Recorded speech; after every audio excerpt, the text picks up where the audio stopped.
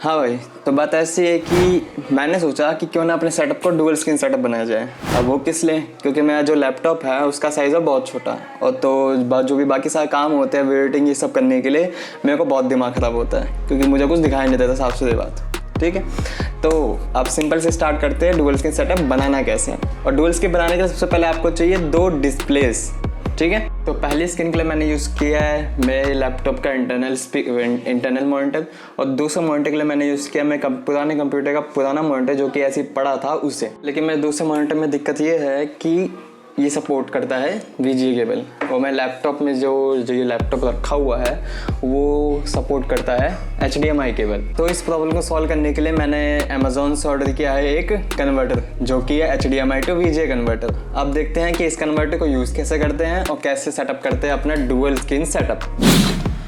तो ये है उस कन्वर्टर का बॉक्स, और जिसका नाम है पाइप बॉक्स इंडिया। उसके पीछे एक बार देख लेते हैं, तो इस पे जो MRP लिखी हुई है वो 699 लिखी हुई है। वैसे ये मुझे पड़ा है 349 का। और देखो बात कि ये जो वाला कन्वर्टर है वो ऑडियो सपोर्ट करता है। अगर आपको बिना ऑडियो सपोर्ट वाला चाहिए तो आपको और सस्ता मिल जाएगा। तो मैं आपको समझा देता हूँ कि ऑडियो बिना सपोर्ट के क्या फ़र्क पड़ता है। तो जैसे कि अगर आपको इसका जो आउटपुट है आपके लैपटॉप के मॉनिटर का, अगर आपको वो किसी और टीवी में देना है और स्पीकर भी उसी का यूज़ करना है तो आपको ऑडियो वाला लेने की ज़रूरत पड़ेगी। वरना वैसे आपका अगर डुअल स्क्रीन सेटअप करना है तो आपको नॉर्मल केबल कन्वर्टर से भी काम चल जाएगा। तो इसे ओपन करके देख लेते हैं एक बार।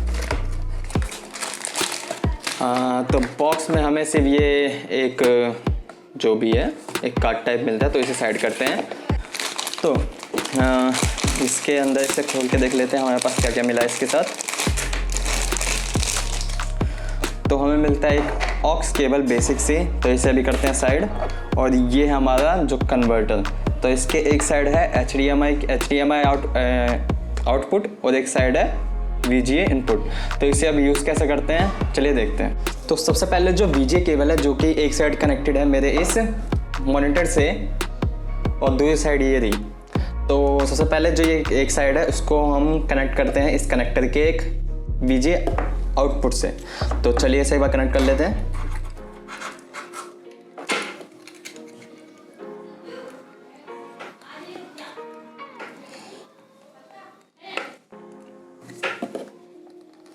तो ये हो गया है कनेक्ट, और इसका जो दूसरा आउटपुट है जो HDMI आउटपुट है उसको हम कनेक्ट कर लेते हैं एक अपने लैपटॉप में।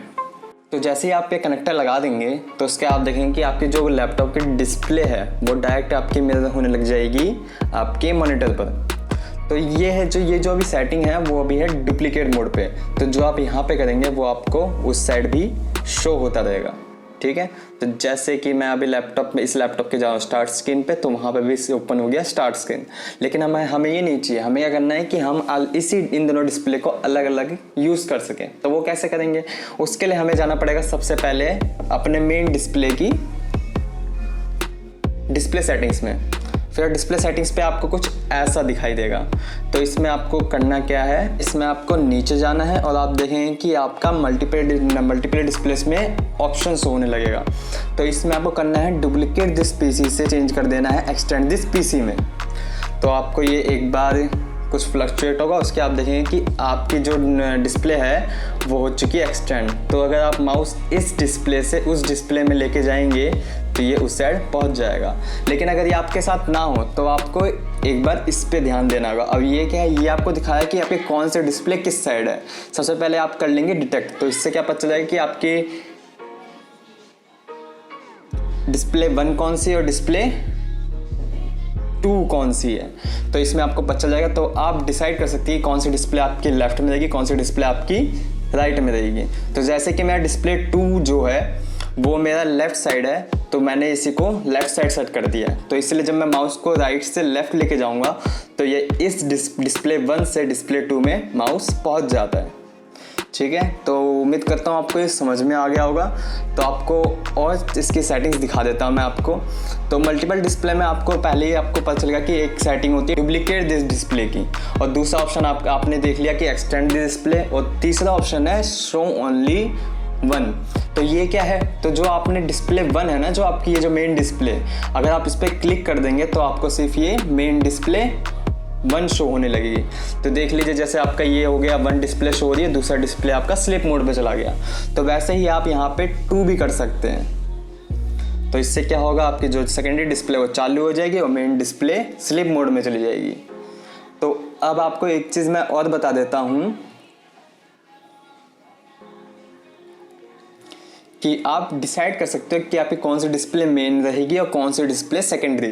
तो आपका मेन और सेकेंडरी डिस्प्ले का फ़र्क क्या पड़ता है कि आपके जो मेन डिस्प्ले है उसी में आप सेटिंग सारी छेड़ सकते हो। तो ये क्या है, जैसे आप इसमें सेटिंग्स में जाओगे तो सारी यहीं से खुलेंगी। आपके जो कंट्रोल पैनल से आपकी जो बैटरी आइकन है, जो आपके वाईफाई जो भी सीन है, वो सब कुछ आपका मेन डिस्प्ले में ही शो होगा, दूसरे डिस्प्ले में शो नहीं होगा। मैं आपको एक बार दिखा देता हूँ कि जैसे यहाँ पे आपका है, ये यहाँ पे सारे आइकन्स शो हो रहे नोटिफिकेशन ट्रे में, लेकिन यहाँ पर आपको कुछ शो नहीं हो रहा। तो ये क्या है, क्योंकि ये जो मेरी मेन डिस्प्ले है वो मेरी डिस्प्ले 1 है लैपटॉप की।